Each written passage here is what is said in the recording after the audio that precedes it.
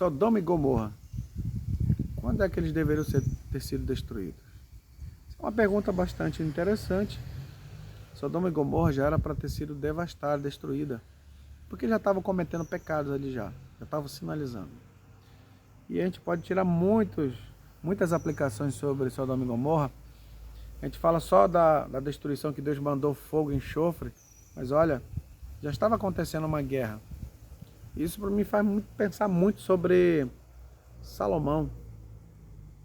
Salomão foi um rei muito poderoso, estava muito bem financeiramente, mas começou a usar esse recurso que está sobrando. Por isso que a riqueza, meu amigo, ela afeta qualquer pessoa. A pessoa que está bem na foto ali, começa a esquecer de Deus. Até a pessoa mais sagrada, a pessoa mais santificada, ela corre o risco de se perder. Salomão aconteceu isso com ele. Começou a construir templos, comer para só ir para sacanagem. E vamos refletir sobre Sodoma e Gomorra. Acredita-se que a terra de Sodoma e Gomorra era uma terra muito bem sucedida, estavam bem na foto. Mas começaram a fazer perversões ali naquela região ali. Era uma região de comércio, as pessoas começaram a enriquecer, era um centro de comércio. E todo mundo quer para ali com certeza para ganhar um pouquinho, ganhar dinheiro. Aí nesse bolo vai prostitutas, vai ladrões, e começaram a enriquecer nesse exato momento. Só que nesse contexto aparecem os reis, 4 reis, foram subjugar essas 5 nações, certo? Uma dessas 5 nações era Sodoma e Gomorra. Tinha 2 reis ali, a gente conhece, que foram destruídos depois, mas naquele ponto ali houve uma guerra e essas 4 nações dominaram essas 5. Essas 5 nós conhecemos que uma delas era Sodoma e Gomorra. Eram 2, ok? Então eles ficaram dominados. E geralmente quem domina paga impostos, ok? Até hoje aqui no Brasil, só um exemplo, nós pagamos impostos para os Estados Unidos pelo uso de ferramentas deles, né? O GPS, pelo uso de ferramentas, né? Nós pagamos impostos para o Brasil, para o município, para o estado. Nós pagamos taxas de água, taxas de iluminação pública, tudo. Nós dependemos do estado para viver.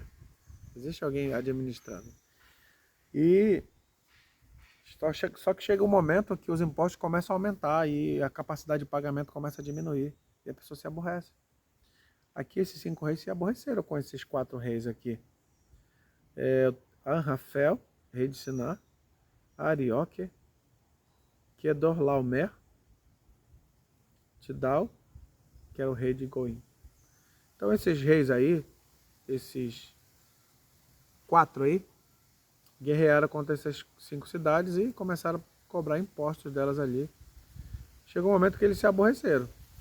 Na verdade, eu estou contando uma parte da história meio que distorcida aqui, tá? Lembrando de um ponto aqui. Esse rei principal ali, ele dominava sobre esses povos ali. Só que esses 5 se rebelaram, né?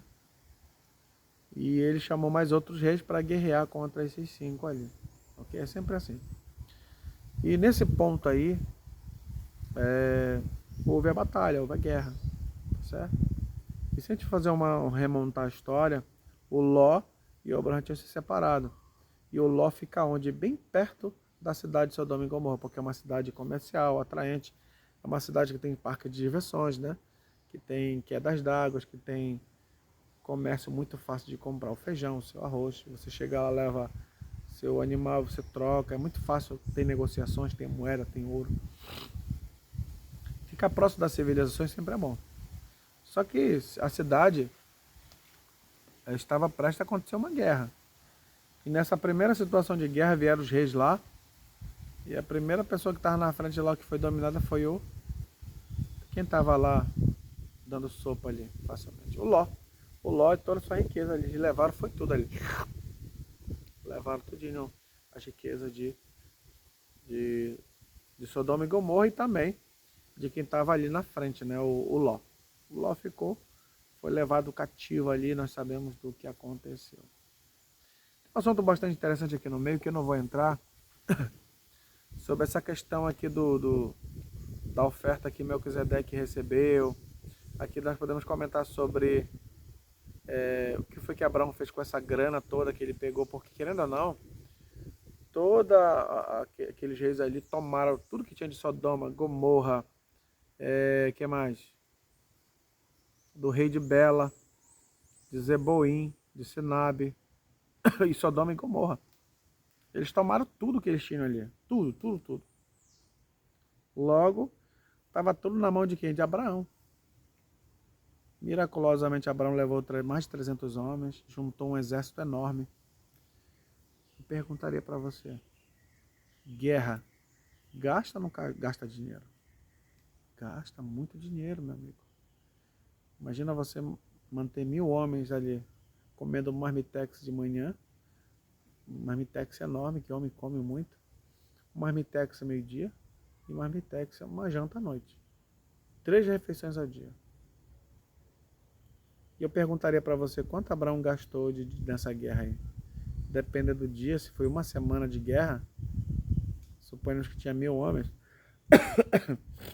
3.000 marmitex de manhã, vezes 7 dias, 7.000 marmitex, vezes a R$20, 7.000 vezes... É uma conta gigantesca. Fora suco, fora água, fora pessoas para fazer a limpeza, tá certo? Espadas que você tem que comprar, que você tem que amolar, roupas. Quem que lavou essas roupas durante esses vários dias aí? Vê que a guerra ela é muito cara, tá certo? E quando Abraão ganha a batalha, ganha a guerra, quem é que aparece ali? Aparece o Melquisedeque. Alguém do nada ali e recebe os dízimos, recebe uma oferta. A gente não sabe se Abraão deu o dízimo das suas coisas, né? Se ele deu da guerra, não sei. Ele ofereceu uma grande... Deu os dízimos ali que poderia ser simbólico, uma oferta muito grande para aquele homem ali. Porque Deus tinha grandemente abençoado. E um ponto que eu gostaria de finalizar com vocês, gostaria da reflexão, é que Abraão pagou as despesas da guerra com tudo aquilo que ele tinha conseguido. Ele tinha conseguido riquezas do seu filho, do seu sobrinho, de todas as outras pessoas, ouro, diamante, pessoas, pedras preciosas. Abraão era para estar muito rico, ia ser tudo dele naquele exato momento. Mas o que Abraão fez? Eu já tenho riquezas para mim.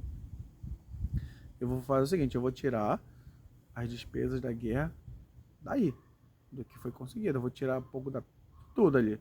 Tudo está no pacote ali. Tudo está no pacote. Certo? Eu vou tirar o... Não sei qual foi o critério que Abraão utilizou, mas ele tirou de maneira generosa para pagar o pessoal da guerra ali, porque ninguém é para guerra de graça. O pessoal ucraniano que foi para a guerra ali recebia salários. Imagina só esses guerreiros ali, né? Então as despesas da guerra foi tudo tirado do que eles conseguiram. Eles poderiam ter perdido a batalha, mas eles ganharam. Então Abraão ele falou que ele não queria ficar rico com nada, ele queria só tirar as despesas da guerra. Ele tirou com certeza para si, porque ele gastou do dinheiro dele. Gastou ou não gastou? Gasta quem vai para a guerra, gasta quem administra uma guerra, porque olha, quem vai para a guerra vai para gastar dinheiro. E quem está investindo na guerra quer ter resultado, vai com risco de perder. E Abraão ganhou essa guerra. Deus ele tinha grandemente abençoado ele. E eu gostaria de fazer uma pergunta para a gente finalizar esse conteúdo agora de vez. Sodoma e Gomorra era ou não era para ter sido destruído logo nessa guerra ali? O único problema é que o Ló estava no meio e era uma pessoa muito amada por Abraão. Já era para ter sido destruída, mas Deus deixou mais um pouquinho de tempo para eles. E Ló continuou ali no meio. Ló possivelmente estava sem dinheiro, já liso, pobre. Ficou com pouca coisa, porque foi gastado na guerra. Ele já aparece morando lá dentro de Sodoma e Gomorra, quando ele foi levado dali. Mas é um assunto para outro momento. É um assunto para nossa reflexão. Que Deus nos abençoe, meu amigo, caro irmão.